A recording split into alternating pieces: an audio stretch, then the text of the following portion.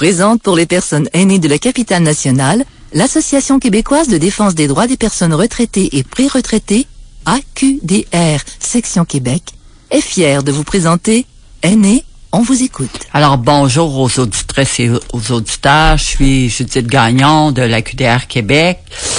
J'espère que vous allez bien aujourd'hui. On va aborder un sujet de la prochaine rencontre qu'on va avoir à l'AQDR Québec, parce qu'en mars, c'est un mois particulier pour les femmes. Et on va parler du droit des femmes et aussi de la violence qui est encore faite aux femmes aînées. Alors, si le sujet vous intéresse, c'est le 12 mars au matin, vous appelez à l'AQDR Québec au 418-524-0437. Je vous le dis, c'est une rencontre qui va vous informer et peut-être aussi changer votre vie, votre vision des choses. Alors aujourd'hui, on accueille Madame Monique Bonienski, qui est directrice de l'Association canadienne de la santé mentale, section Québec. Vous savez, la santé mentale, on en parle de plus en plus. On se pose des questions. On voit des gens qui vont mal. Il y a toutes sortes de choses qui se passent dans la société, dans les familles et partout. Alors, bonjour Monique, ça va bien? Oui, ça va bien, merci. Ça nous fait plaisir de vous avoir ce matin. Est-ce que vous pourriez nous parler un peu de l'Association canadienne de la santé mentale, section Québec? Tout d'abord, l'Association canadienne pour la santé mentale de la région de Québec a été fondée en 1963. Fait qu'on est le plus vieil organisme communautaire en santé mentale à Québec. Oh. Et on a évolué avec le temps. Je vous dirais, quand l'association a ouvert, son action était vraiment plus ciblée auprès des personnes qui étaient hospitalisées à l'époque, parce que ça s'appelait Saint-Michel-Archange. Hein? Ouais. Et avec le temps, il y a eu tout le phénomène de la désinstitutionnalisation. Fait qu'on s'est intéressé de plus en plus aux gens qui étaient à l'extérieur et qui vivaient des difficultés, pour finalement beaucoup plus cibler le grand public et, je vous dirais, avoir une action précise en promotion-prévention, en santé mentale. Ah, vous pensez que vous axez là-dessus parce qu'on peut faire de la prévention de notre santé mentale, Monique? Absolument. On peut avoir puis d'ailleurs, avec le temps, on se développe de plus en plus des outils pour prendre soin de notre santé mentale. Il y a beaucoup de chercheurs qui se questionnent là-dessus. Puis on est capable de donner des moyens aux personnes, des choses qu'on peut faire pour la préserver, pour en prendre soin. Fait que c'est devenu vraiment notre mission puis notre objectif premier, la promotion et la prévention, puis je vous dirais encore plus la promotion, le désir d'offrir aux gens, à la population en général, des outils pour prendre soin de soi. Ça veut dire que si on veut avoir ces outils-là, parce que on est des humains, puis il y a des fois dans notre vie c'est difficile, on peut appeler à votre bureau. Bien sûr. Notre mission, on l'a fait à travers plusieurs activités. Évidemment, répondre aux gens qui appellent pour avoir de l'information, pour avoir des dépliants, pour nous inviter à faire des entrevues comme vous faites. Oui. Mais on offre des conférences publiques gratuites. Oh, c'est bien. Dont aujourd'hui, j'oublie ça. C'était hier, on est mercredi. Mais tous les premiers non, c'est la semaine. Excusez, faut pas que je me mélange. C'est la semaine prochaine, cette fois-ci. Habituellement, c'est le premier mardi du mois, mais vu que c'était la relâche, on l'a mis la semaine prochaine. On va avoir une conférence sur la théorie polyvagale qui parle beaucoup de la communication entre les personnes. Puis c'est notre formatrice en communication non violente qui va offrir cette conférence-là, qui est gratuite, qui est à la bibliothèque Monique Corriveau. Fait qu'à tous les premiers mardis du mois, à partir d'octobre jusqu'en mai, on va offrir une conférence publique gratuite à la bibliothèque Monique Corriveau. Est-ce que c'est l'après-midi, puis est-ce qu'il faut s'inscrire? C'est le soir, et oui, il faut s'inscrire parce qu'on a quand même un nombre limité de places. Oui. Fait que oui, il faut s'inscrire. Vous parliez de l'association, notre numéro de téléphone, peut-être? Oui, oui, certain. Le 1979.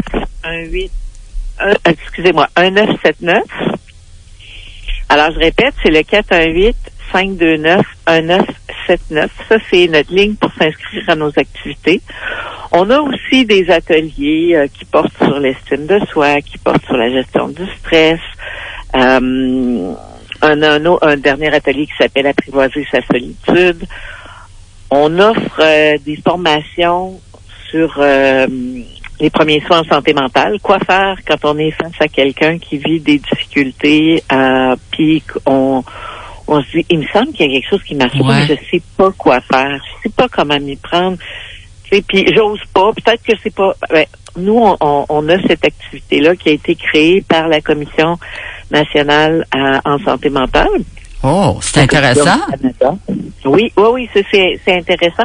C'est notre seule activité où les gens doivent défrayer parce que toutes les autres activités, les ateliers, les kiosques, les conférences offertes à tous sont des activités gratuites.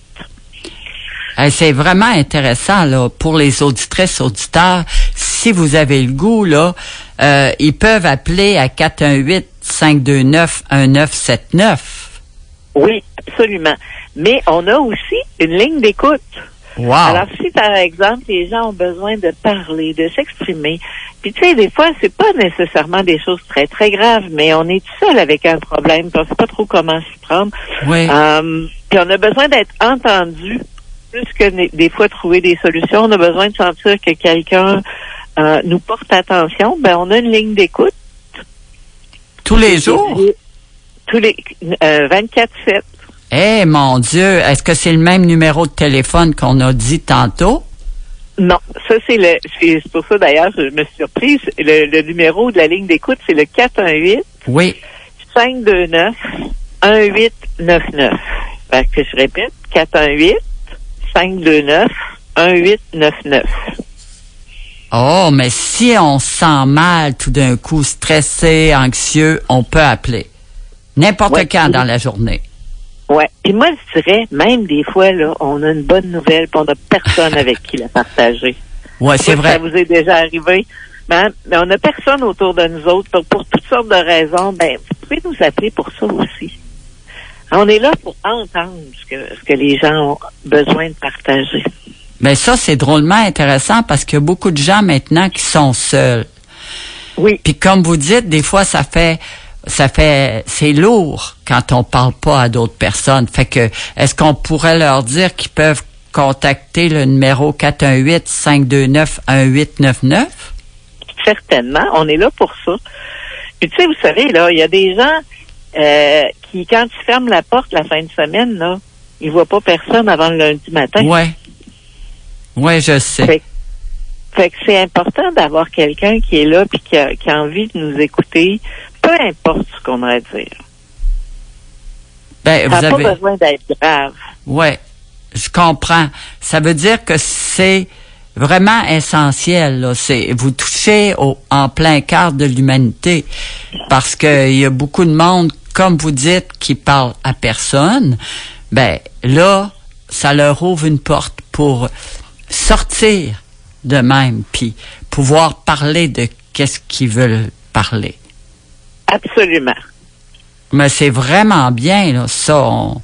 C'est terriblement bien, je vous dirais, parce qu'il y a beaucoup de gens qui nous appellent, nous, à la QDR Québec, puis qui nous disent, on voit personne, on est tout seul. Oui, absolument.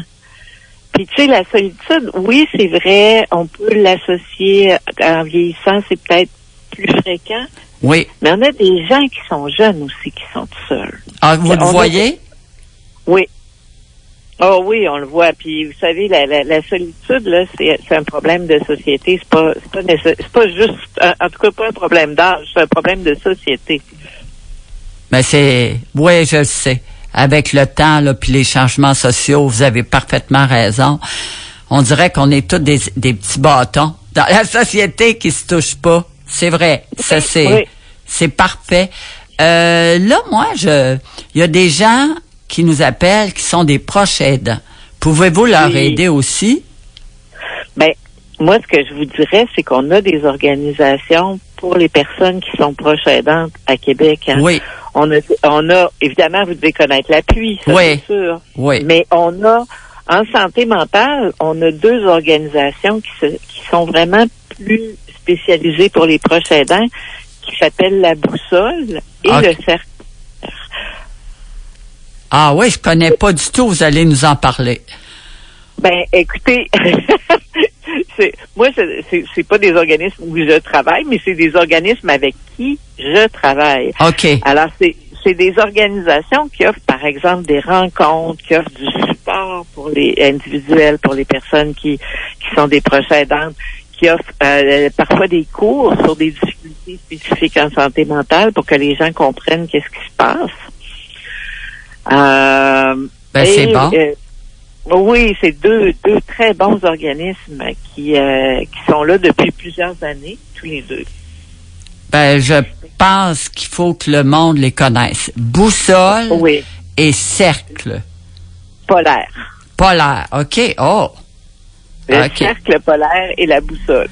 Bon, ben alors, écoutez bien ça, là, vous allez pouvoir le chercher si vous en avez besoin, parce que ça, c'est tous des outils là que les gens peuvent, en écoutant, là, ils peuvent utiliser ça, là, puis ils vont se sentir mieux équipés pour faire face à leur vie. Tout à fait. Puis s'ils ont de la difficulté à trouver, ils peuvent nous appeler là, au 418-529-1979. On va les référer, on va leur donner le numéro de téléphone. Ça va nous faire plaisir. Là, je vais aller un petit peu plus loin. Est-ce que vous êtes en lien avec des cabinets de médecins au cas où vous auriez des cas? Non, nous, on n'est vraiment pas dans la crise puis dans les situations particulières. Mais par contre, on sait que si les gens vivent des situations difficiles, des crises psychosociales, par exemple, on vous invite à faire le 911. Excusez-moi, le 811, pas le 911, mais le 811 pour avoir des renseignements, pour avoir de l'aide, pour avoir du soutien. Ou alors, on a une organisation qui s'appelle le Centre de crise de Québec. Là, oui, OK. Le Centre de crise de Québec. Oui. Parce que nous, on en a des gens qui sont à bout, là, complètement à bout. Fait que on voit ça des fois parce que il y a des fois c'est dur la vie. Tu perds ton logement, t'as pas d'argent. Vous savez comment est-ce que c'est rendu compliqué maintenant. Ben oui, puis c'est dur, hein, même pour les gens qui ont tout, que vous avez l'impression qu'ils ont tout. C'est pas vrai, c'est dur par moment la vie. Il y a tout le monde à un moment ou à un autre est confronté à des situations qui sont beaucoup plus complexes. Oui, c'est vrai. Puis tout seul, comme vous dites, tu roules. Puis tu trouves pas la réponse. Ça, c'est complètement vrai. Autre point. Oui. Les gens qui souffrent de santé mentale. Est-ce que je peux vous... Oui. je vais me permettre de vous reprendre. On peut pas souffrir de santé mentale. On peut souffrir en lien avec des problèmes de santé mentale. C'est parfait. Et la santé mentale, c'est bien aller. C'est comme la santé physique. On souffre pas de santé physique. On souffre de problèmes de santé physique. Ben, vous avez eu raison de me reprendre pour que je devienne meilleur. Je vais pouvoir parler comme ça. Ben alors, les gens qui souffrent de problèmes de santé mentale, trouvez-vous qu'ils sont bien intégrés dans la société? Hey, Caroline, vous me posez une grosse question là. Oui, je le sais. Je pense qu'on est dans une société où il y a encore de la stigmatisation. Quand on parle de stigmatisation, on parle de préjugés, on parle d'étiquettes, on parle d'exclusion. Oui. Clairement, il y en a encore. Mais tu sais, quand vous parlez de problèmes de santé mentale, c'est vaste. Oui. Vous parlez c'est comme si vous me disiez les problèmes de santé physique, c'est très vaste. Hein? Ça commence, quelqu'un qui a le rhume a un problème de santé physique, mais quelqu'un qui a un cancer en phase terminale a aussi un problème de santé physique. Oui. C'est qu'on comprend. Et la santé mentale, c'est aussi vaste que ça. Et ce qu'on remarque, c'est que dans notre monde, puis c'est drôle, en fin de semaine, je travaillais avec des gens sur ce thème-là de la stigmatisation. Puis ce que je lisais, c'est que les gens, plus on est différent, plus on a des comportements qui peuvent être dérangeants, Oui. plus les gens peuvent savoir une certaine partie de notre histoire, plus on est à risque d'être stigmatisé. Mais on sait aussi qu'il y a une grande partie de personnes qui vivent des problèmes de santé mentale et c'est complètement invisible. Oui. Et on fréquente tous des gens qui ont eu des problèmes, qui en ont et qu'on le sait pas. Parce que c'est des problèmes invisibles. Oui, ça, t'as parfaitement raison. Mais moi, je vais aller un peu plus loin là-dessus parce que nous, on a des aînés qui viennent et puis clairement, là, Monique, on voit qu'ils sont différents et ils le disent. Et c'est des gens intéressants, extraordinaires, mais qui ont tout le temps de la difficulté à s'intégrer. Je te le dis, je le nomme lors de l'émission. On dirait que ça fit pas. Et puis, qu'est-ce que c'est? On le sait pas. On sait pas. On le sait pas. Puis, on sait pas des fois, comment ouvrir la porte. On sait pas. Et je comprends que vous êtes confrontés à parfois à des situations où on aurait le goût de dire des choses, puis finalement, c'est pas ça. Fait que c'est embêtant, hein? Oui, c'est embêtant. Puis je trouve que dans la société, on est souvent dur pour ces personnes-là. Avec les personnes qui sont différentes. Et puis moi, je dirais, peu importe notre différence, oui, plus c'est difficile. Moi, une des choses qui me questionne de plus en plus, puisque vous parlez d'aînés, puis ça devient une de mes préoccupations, c'est, vous savez, l'agisme, c'est une des choses un des préjugés les plus acceptés dans notre société. Puis, ce que je me questionne, c'est à savoir à quel point ça peut affecter la santé mentale des gens, cet agisme-là. Et ça, vous touchez un point qui nous interpelle beaucoup. Oui, ça touche la santé mentale des gens. Ben oui, parce que si tu n'oses pas aller chercher d'aide, parce que tu penses que pour toutes sortes de raisons, tu connais pas le réseau ou tu penses que tu n'auras pas de service, je pense que ça peut avoir un impact important.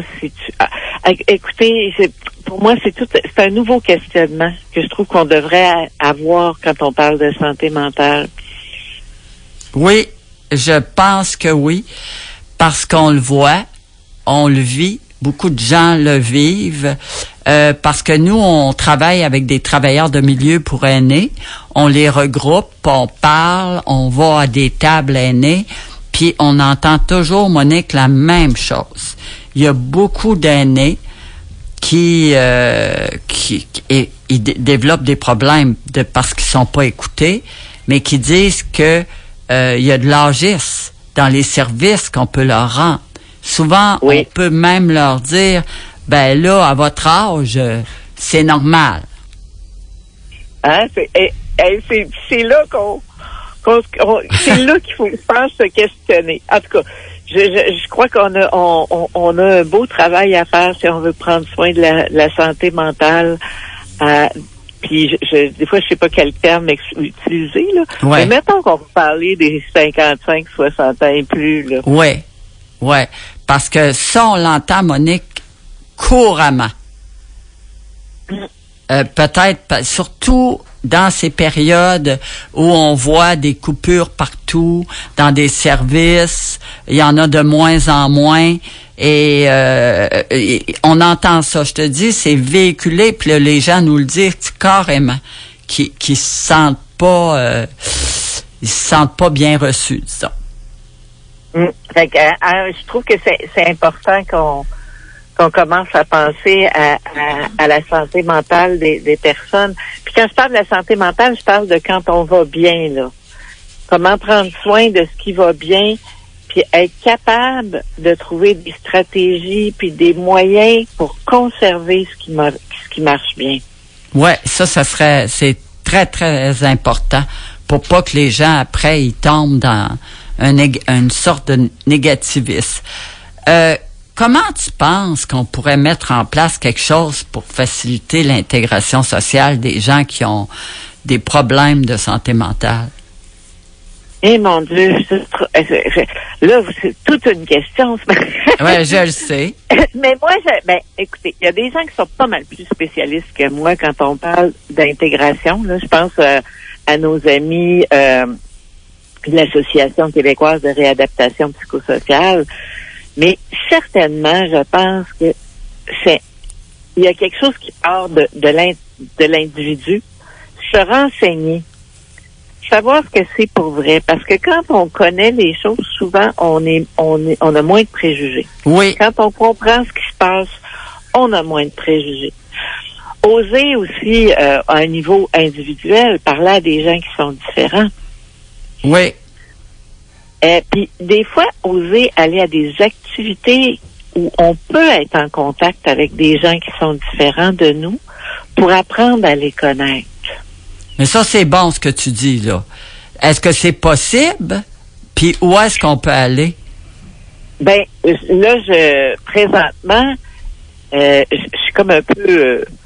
j'ai pas fait de vérification avant de vous parler, mais tu sais, je sais que parfois, on a des bibliothèques vivantes, des activités où il y a des personnes qui ont des problèmes de santé mentale, où vous pouvez comme emprunter un livre, mais vous allez parler avec une personne pendant une vingtaine de minutes pour apprendre à la connaître, pour apprendre à savoir comment elle a vécu avec ses difficultés. Ah, c'est bon ça.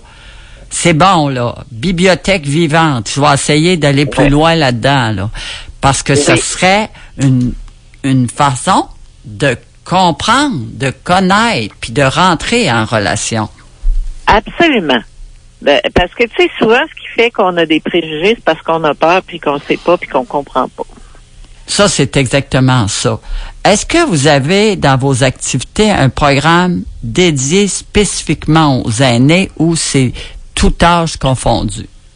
Nous, on est vraiment tout âge confondu. C'est-à-dire que notre porte est ouverte à tous. On a toujours gardé une mission pour, comment je vous dirais, donc, la population en général.